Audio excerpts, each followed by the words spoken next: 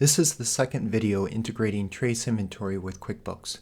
If you haven't watched the first video, you may want to do that before continuing. In that first video, I pushed the customer, vendor, and item lists from QuickBooks into Trayse Inventory using an intermediary file called QuickBooks Integrator. Once the data was in Trayse Inventory, there was a little more setup to do. I needed to mark the items as raw materials, work in progress, or finished good,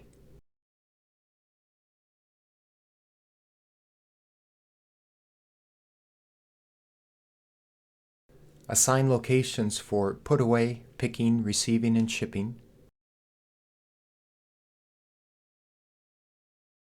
Now I can see the quantities in each location by going to More, Quantities.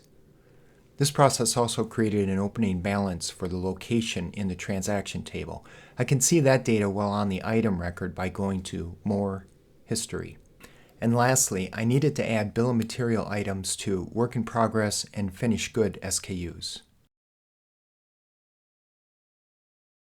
Now that all that prep work has been completed, we can now create transactions in Trayse Inventory and push those into QuickBooks.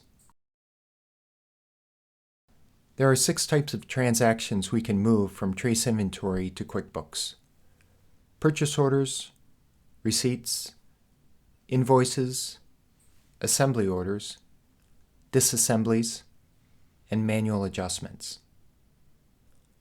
Like the lists, each transaction type has 3 buttons at the bottom: refresh the count, display the list, push to QuickBooks. Below the buttons is a timestamp and name from the last time the data was pushed. In Trayse Inventory, I've created 3 purchase orders.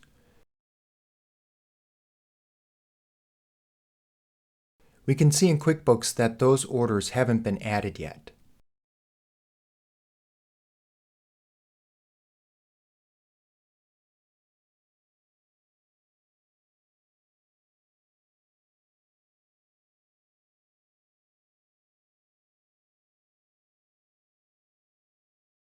In QuickBooks Integrator, I click the Refresh Count button and see that there are 3 purchase orders to push. I can see a list of those orders by clicking the list icon.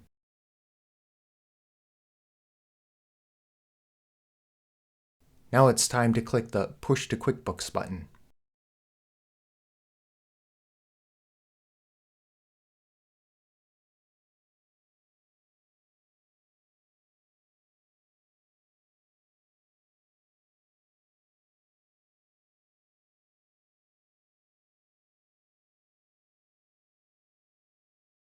Over in QuickBooks, I can now see those transactions assigned to their vendors. The next step is to receive the items in Trayse Inventory.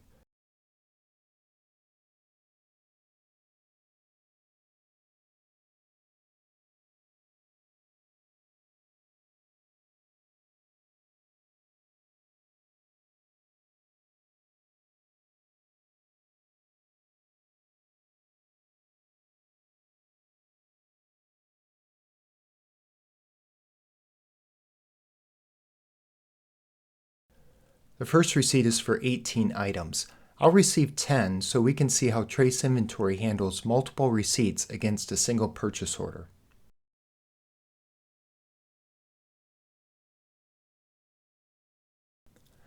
The next receipt is for a serialized item. Trayse Inventory will keep track of the serial numbers. All we need to push to QuickBooks is the quantity.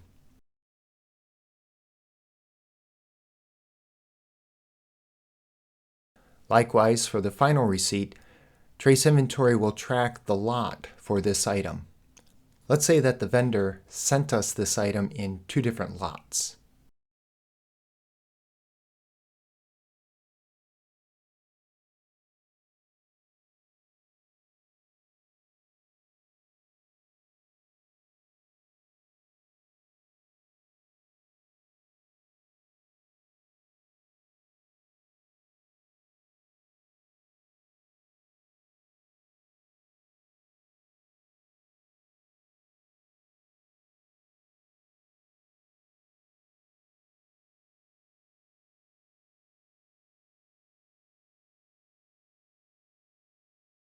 One thing to keep in mind is that QuickBooks must be set up to receive goods. This is in the Items and Inventory Company Preferences section. Make sure that box for Inventory and Purchase Orders are active is checked. Now we can push those receipts to QuickBooks in the same way we pushed purchase orders.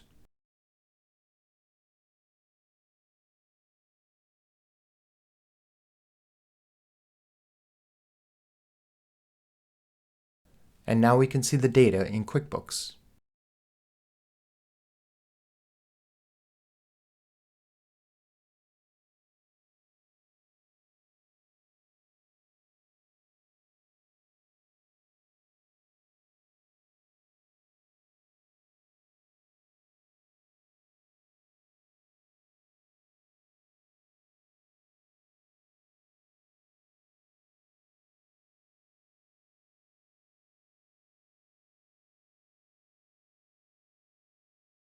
Back in Trayse Inventory, let's receive the rest of the items from the first purchase order.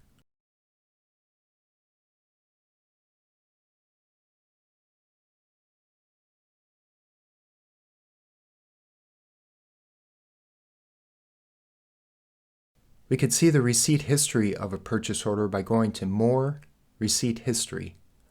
The latest receipt is always on the purchase order header. See the purchase order video for a complete run-through of purchase orders in Trayse Inventory.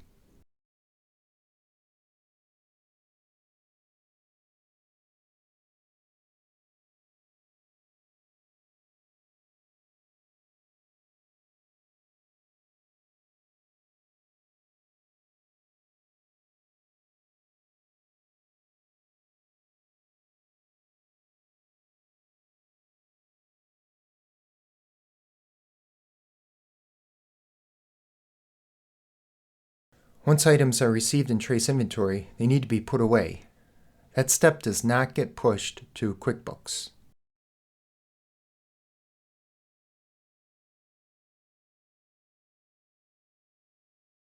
The sales cycle starts with an estimate order, or it can start directly on the sales order. The sales order gets picked and shipped. All of that information is stored in Trayse Inventory, and each movement is recorded in the transaction table. See the dedicated video in this series for detailed information on those processes.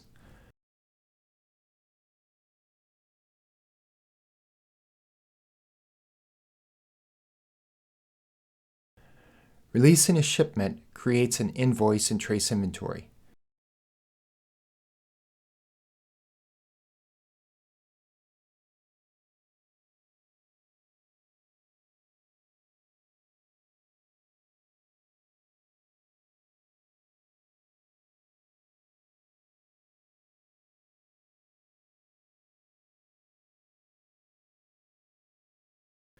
We have several invoices, so now we can go back to QuickBooks Integrator and push that data to QuickBooks.